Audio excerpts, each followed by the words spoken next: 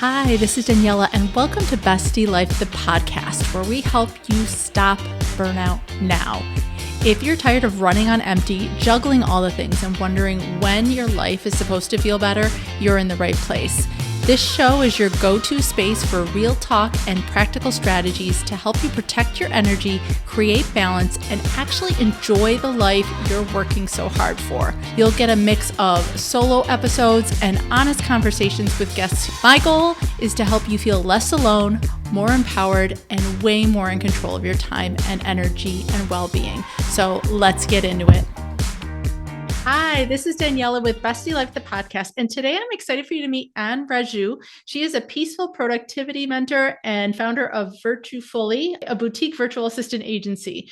She is a German-born and I'm going to say this wrong, Mauritius-based. She blends her Type A roots with a laid-back island mindset to help women entrepreneurs break free from burnout and create sustainable, soul-aligned success. She's going to describe to us today her signature peace framework, which guides clients to work with their energy, not against it, so they can do less, live more, and grow a business that feels good. So thank you so much, Anne, for joining us today. It's my pleasure. And you said almost all the difficult words correctly. So well done. Thank you. The country where I live is Mauritius. So Mauritius. Tiny little island, often not even on the map. So yeah, it is always a bit of a mouthful. But you said all the other difficult words, my name and the company name perfectly. So thank you so much. Good. Well, thank you. Can you share just a little bit about, your journey in becoming this peaceful productivity mentor and how you came up with the peace framework? Yeah, of course. So, well, I don't think it comes to much of a surprise that I went through a lot of burnout and a lot of what I would say probably high achieving tendency.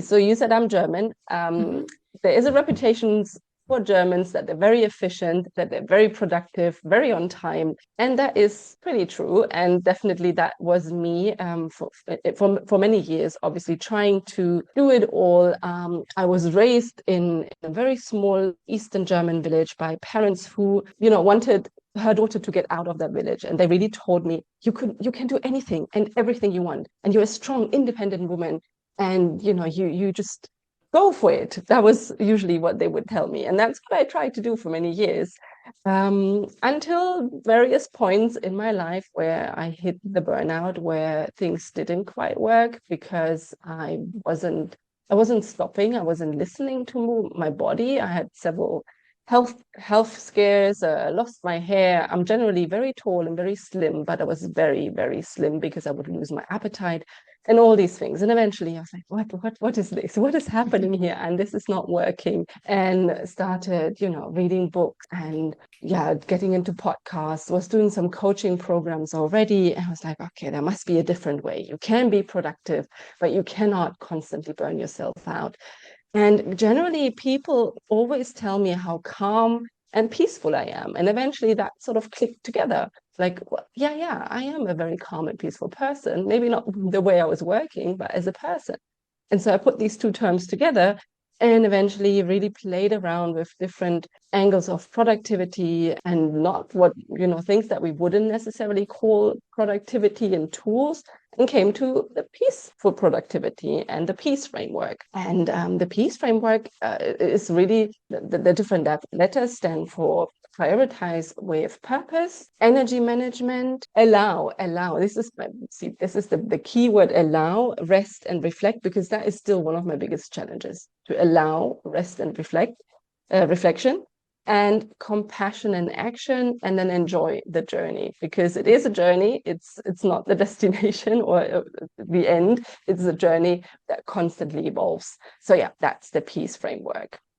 Yeah. And it's definitely not a one and done. I think so many times when people think of how I'm going to prevent burnout, that it's something you do once and that it never happens again. But it's kind of like, I live in Buffalo, New York. And so we just got like our first big round of snow at the time of this recording. And it's like, it's not, you don't just shovel the snow once and think you're not going to have to shovel it again the rest of the winter. When it comes to burnout, you don't just do the strategies once and think you're not going to have to go out there and do them again and again and again. Absolutely.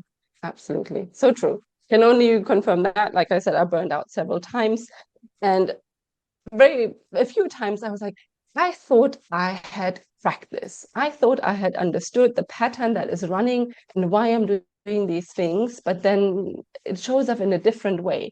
Or how they say, next level, next level. There's always something that we fall back into, and that maybe looks a little bit different than it looked the previous time, but it still often comes back to the same deep pattern that we have learned throughout the years of learning how we operate in this world. And exactly that, like, you think you've managed, or you shoveled your way free, and then you start over again.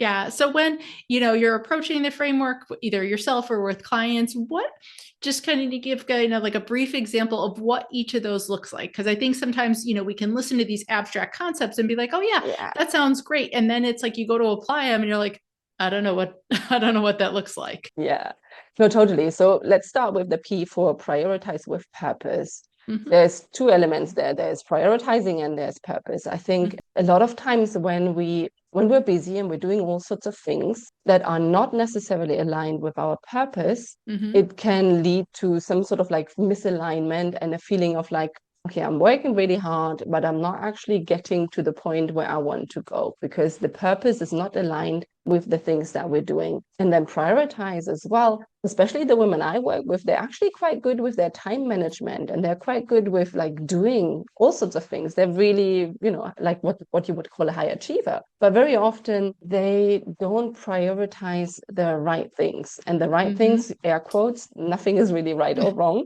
But I mean, again, the things that are aligned with the purpose, we often end up in these sort of like busy loops where we just do and do and do all sorts of things, habits or urgent items, things that, clients throw at us, things that children throw at us, your pet gets sick. We focus on those things that seem very, very urgent and important in those moments. And the actual priorities often fall to the wayside. And that's what I help clients with, to really come back to what's the purpose, what are the things that we need to prioritize because they create the impact, and how is it really looking on your schedule? Or is your schedule filled with priorities or with busy work? And I love the intentional part of that, priorities with purpose. So it's easy to put things on your to-do list, but to make them intentional. And that purpose, I think, is definitely more inward generated than outward. Like you said, those things that get thrown at you, whether it's at work or your kids or whatnot,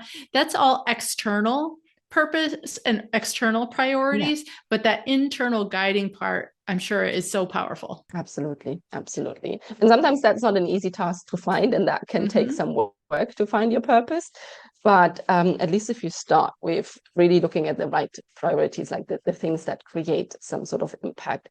But then, the E in P stands for energy management. And energy management is, again, something I personally had to learn, because I was operating from this very masculine, doing, achieving driven place. And like I said, I was struggling with allowing myself rest. Eventually, I was not listening to my body. I was not listening to the point where my energy was low, and I kept just pushing through.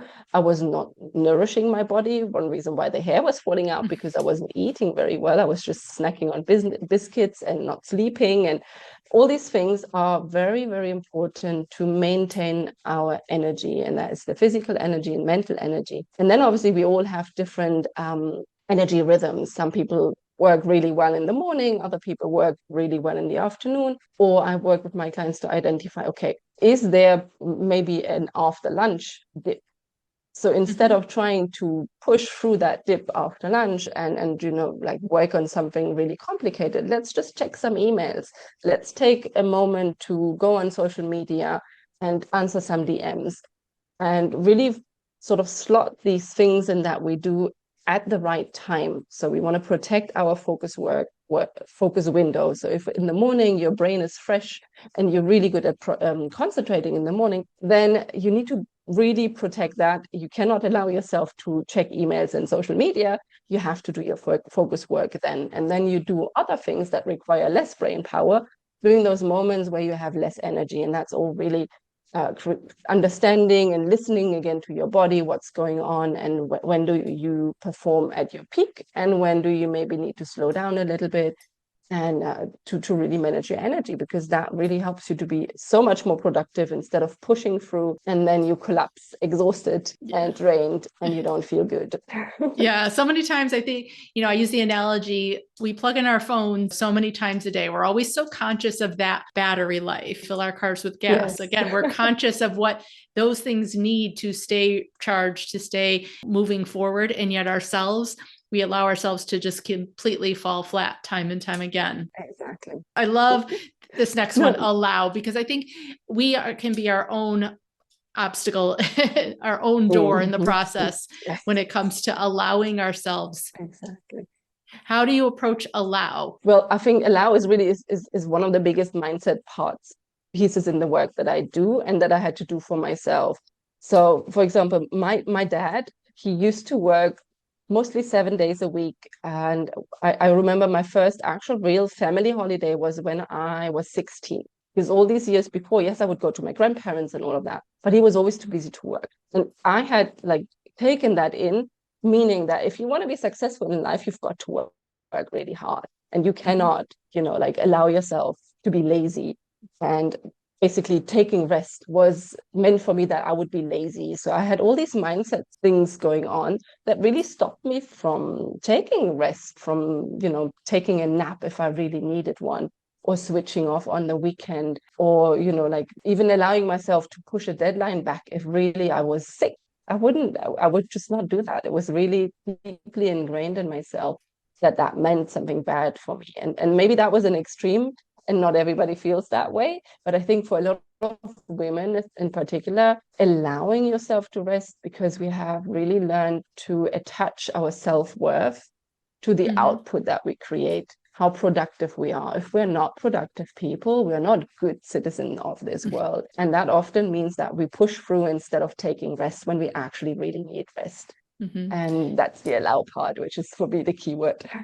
Yeah, that mindset shift, it's so powerful when you're able to get through it, but getting over the guilt, getting over, the assumptions and the expectations that we think somebody else has, and all of those things is definitely, I think, what kind of pushes you over that hump into then probably these next couple of pieces. So what's the C? So the C is compassion in action. So that is, again, two words work really well for me together, is the compassion piece. Again, we're often our worst self-critic.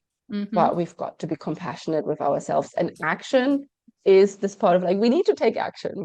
Like, for example, I was just recording a podcast episode today for my own podcast about planning. I'm a big planner. So sometimes I get stuck in planning and I don't take the action. But if we don't take the action, we can't be really productive, because if we're stuck in some other cycle. So it's all about taking the action, but still being compassionate with yourself, because again, energy fluctuates, priorities shift, children do get sick, pets do get sick, all these different things. And then I used to be the one who would beat myself up and like, oh, you haven't done the thing you said you would do. You still have 50 things on your to-do list. You will never be able to do all these things. And I would just really get into this spiral of like, you know how to do this. Why do you not get yourself into the place where you are managing to handle all of that? You are this strong, independent woman. Like, I would really go down on myself. And this is where compassion comes in, because that doesn't help anybody. At the end, we can only do so much. And sometimes we can do more and sometimes we can do less. And we can only do our best. So that's really the switch in the self-talk there, to be compassionate with yourself. Yeah, I love to talk about giving ourselves grace. So same thing, to just allow for the humanness of who we are. Yes, totally. We're not super women. This is like, at some point I was, holding this super mom title as like my badge of honor, until I got really upset about the term. Like, no, we're not super women and we're not super moms. We're humans. Yes. I heard the quote once that said, I never want to be told how strong I am ever again, from having to carry it all and do it all. Yeah, that rings really true for me. Exactly. And so the last E.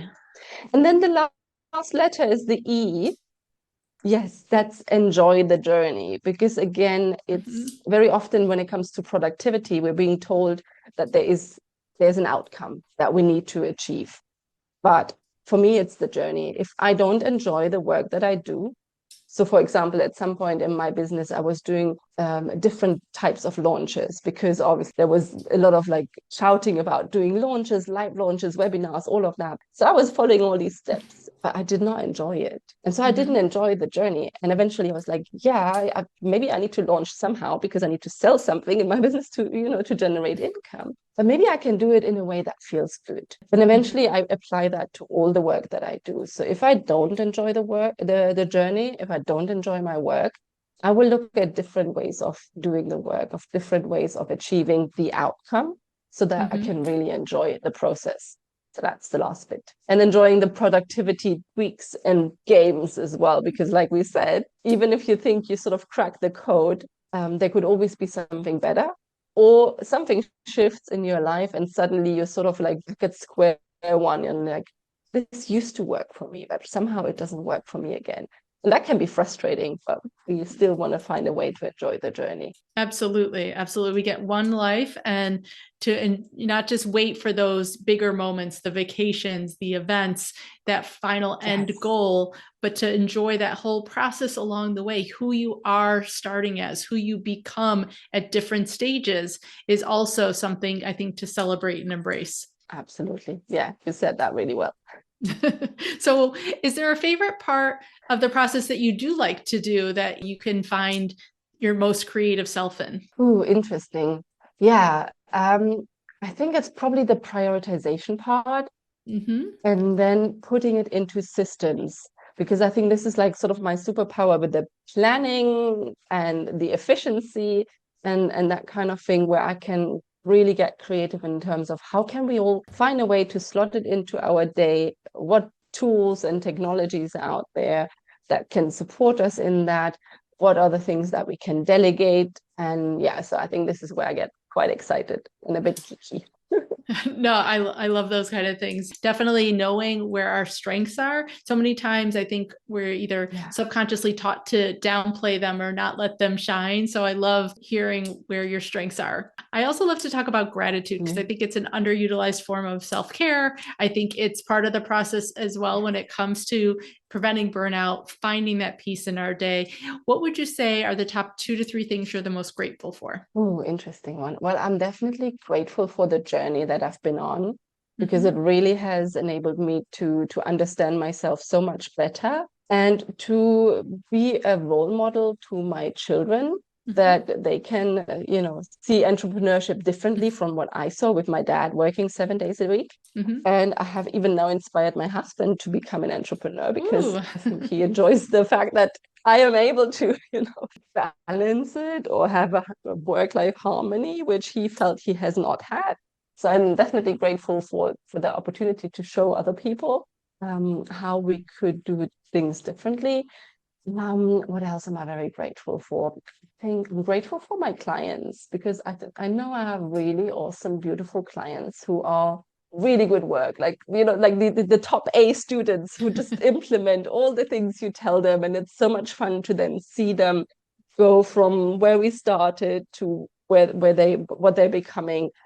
I think what else I'm grateful for, I think it's my life here in Mauritius. It's a very beautiful place, and I think it helps me to be in this peaceful productivity world, or other places of the world. And I often feel like I'm a little from the rest of the world. So I'm really grateful for that. Awesome. Awesome. So where can people find you, and how can they work with you? Yes, so my website is anrajoo.com. I've got the podcast, which is called the Productivity Sweet Spot. And the best place to start probably could be my productivity style quiz. So that's again on my website, anrajoo.com/quiz. And that could be the easiest starting point. Awesome. And all those links will be live in the show notes below. So thank you so much, Anne, for joining us today. Thank you so much for having me. Thanks so much for hanging out with me today. I hope you got something out of this episode that really made you feel seen, supported, or just a little bit more grounded. If you have any questions or thoughts, I'd love to hear from you. And if you're up for it, please leave me a 5-star review. That will help more people find the show and join this community. I'll leave you with 2 of my favorite quotes. Alone, we may be strong, but together we're stronger. And when we support each other, incredible things happen. So let's keep showing up for ourselves and each other, and maybe even have some fun while we're at it. I'll talk to you soon.